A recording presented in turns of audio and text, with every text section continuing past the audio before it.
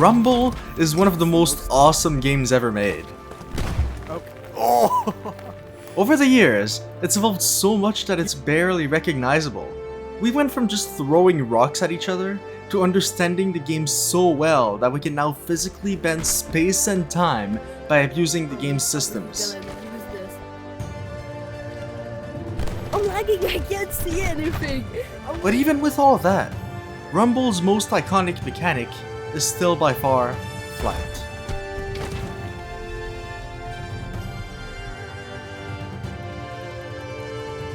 Also, yes, I've turned into a pepper. Don't question it. In a lot of video games, flight with collision jank is pretty easy. You just hold something close to you and it pushes you up. Well, the first Rumblers thought the same, but unfortunately for them, it wasn't that easy. Rumble is a projectile-based game where, to damage your opponent, you throw rocks at them, meaning that most of the time, when you touch the rock to try and fly, it would damage you, because you touched it. But luckily, there was a solution. If you did a very specific set of moves, it was then somehow possible to glitch a structure below the ground, which made flight very easy. The community was overjoyed at the discovery, and then it was instantly patched. But that didn't stop the players, it didn't stop the dreamers. They experimented more, again and again.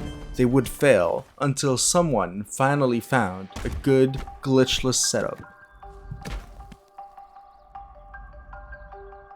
Spawn a cube, unground it, hold it with your offhand, flick it, then jump. If you've done everything right, you'll now be flying. The setup was so good that it's still used to this day to teach beginners 2 years later. The consistency is higher than anything else that's been tried before. If you did it right, you'll be in complete control of your structure. You can use your offhand to change the position of the structure, and your main hand to change the rotation. That lets you orient yourself to go towards anything, or anyone, you want to. Everyone started learning it and getting clips. Like my opponent here. Now, I know I'm making this setup sound really awesome and all, but in all honesty, it wasn't that good. It had a huge weakness, one that was thought to be impossible to fix. It was slow and predictable. Anyone seeing you do it could easily tell what you were doing and could prevent it. Honestly, pretty much anything would interrupt it if your opponent was competent. Whether it's a ball, a disc, or a cube explodes sharper gun, it'll stop you dead in your tracks before you even get off the floor. And when you take into account the meta at the time was spamming balls, it's not looking too good for flight. And it would go on for months like this, without any progress. Flight would become a bit of a joke in the community, something you'd do just to flex against beginners, because any experienced player could counter it so easily. Somehow, it needed to be faster, to be less readable. But how? Almost every attempt at making a new setup ended up in you hitting yourself. And even then, those setups were still slow. But what if, instead of a rigid setup, flight became a seamless process?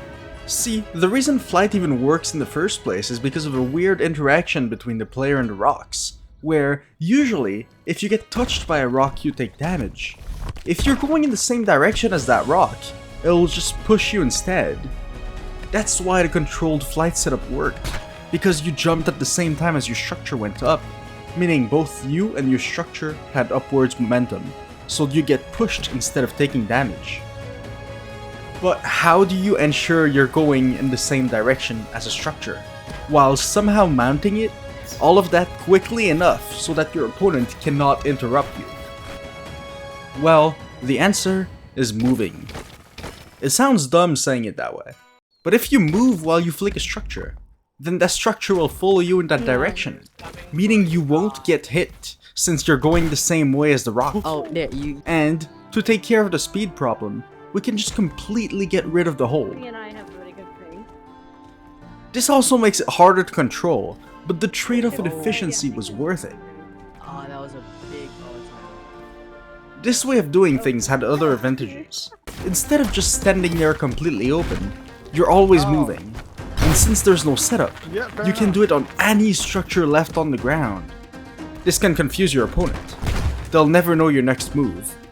Are you gonna go really high super quickly by doing a high dive? Or perhaps steal one of the structures on the ground by doing a robbery? Most of the time, there's no way to tell.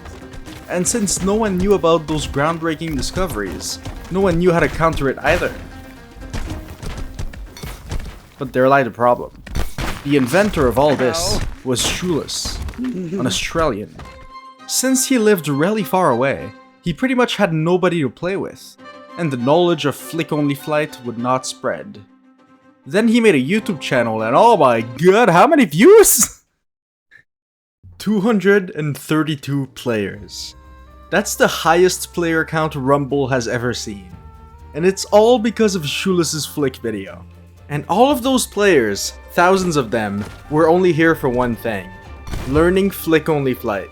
They had all been inspired by Shoeless's movie and were gonna stop at nothing to get better. They'd pushed the game's skill ceiling higher than it had ever been, discovering new tech almost every week. A meme even started where people would joke about new players learning flick before even learning the basics, like the straight uppercut combo. This is actually around the time when I started taking the game seriously. Day after day, I would sit all alone in the park, practicing my flick moves, until I got better, more consistent. Before long, I could do high dives, alley-oops, dueling puppet masters, and much more. But while I was busy learning Shoeless's flick moves, other people were out there innovating, making more. Why limit yourself to one structure? Why not bring 2 or even 3? Well, I can't do that, but others can.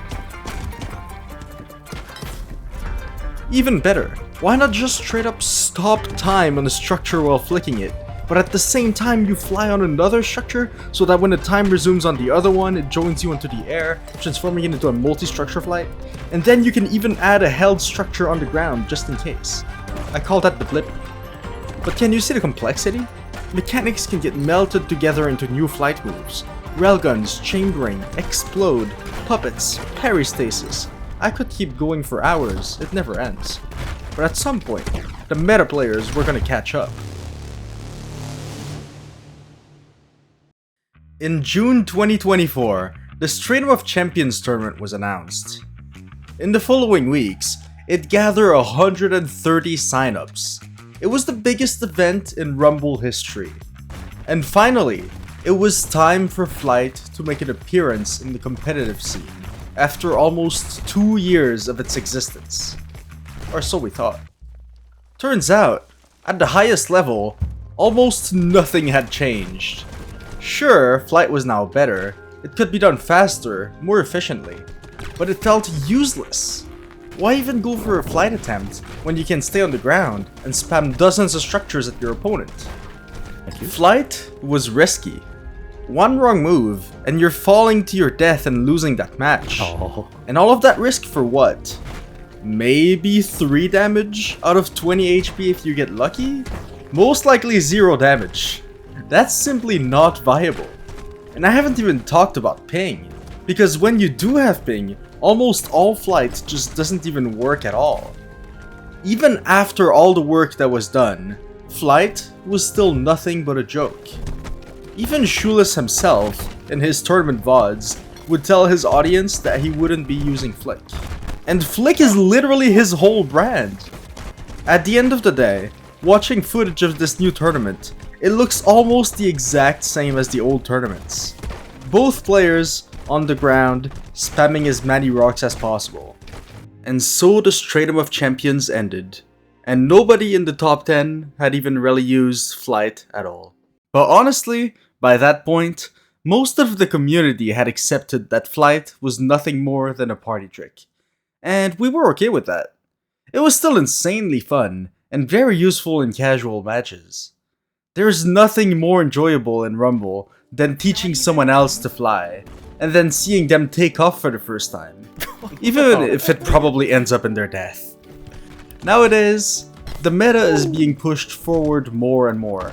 There's a lot of anti-air that's been developed, so that even if your opponent somehow takes off the ground, you can easily hunt them down in the sky.